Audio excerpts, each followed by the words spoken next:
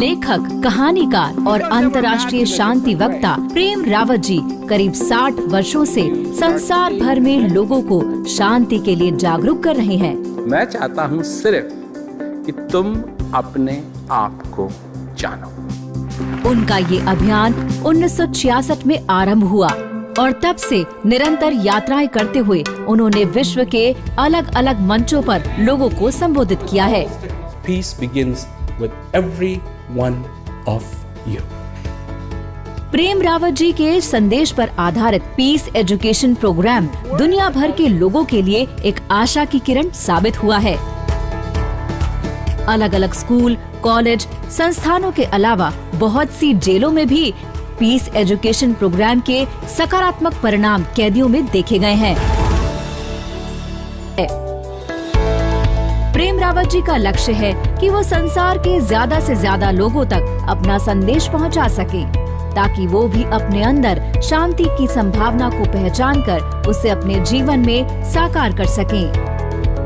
ये हमारा सौभाग्य है कि आज हमें प्रेम रावत जी के संदेश को सुनने का अवसर मिल रहा है। आंतरिक शांति क्या है, उसके बारे में थोड़ा सा हमारे दर्शकों को समझाइए।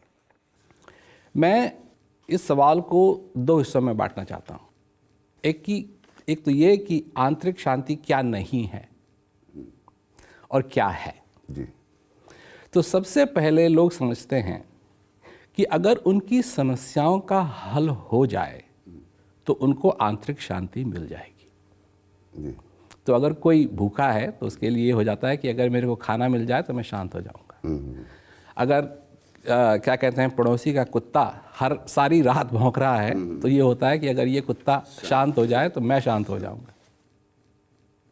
तो अंदर की शांति ये नहीं है कि हमारी समस्याओं का हल हो जाए तो हम शांत हो जाएंगे, क्योंकि हमारी समस्या बदलती रहेंगी। जी। हर एक चीज़ के साथ। जब सेल फोन नहीं थे तो उनकी बैटरी की कंडीशन क्या है किसको परवाह थी, पर अब हो गए हैं तो कितनी बैटरी बची है अब हमारे लिए समस्या बन गई।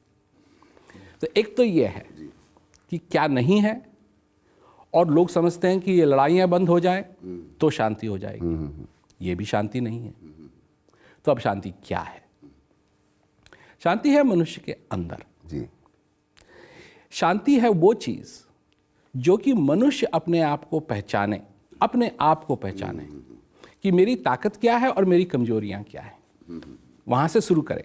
वो शांति नहीं है, पर वहाँ से शुरू करे कि मेरे अंदर क्या ताकतें हैं।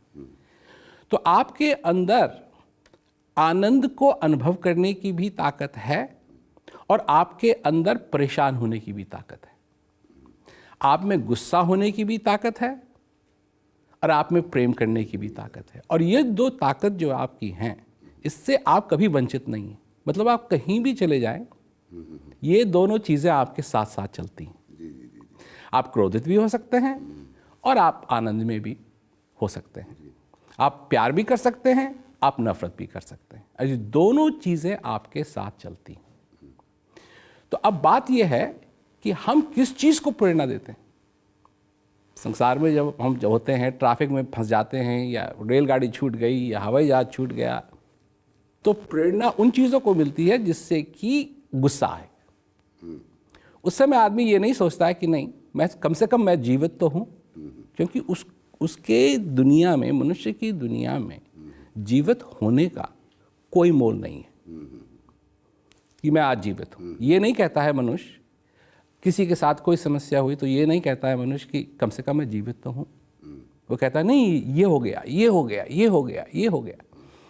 और जब प्राण निकलने लगते हैं मनुष्य के, तब उसको ख्याल आता है, अरे भाई कहाँ मैं फंसा हुआ था। सबसे बड़ी चीज़ तो यह है कि मैं अब जीवित रहूँ, 2 मिनट के लिए और रहूँ, 3 मिनट के लिए और रहूँ।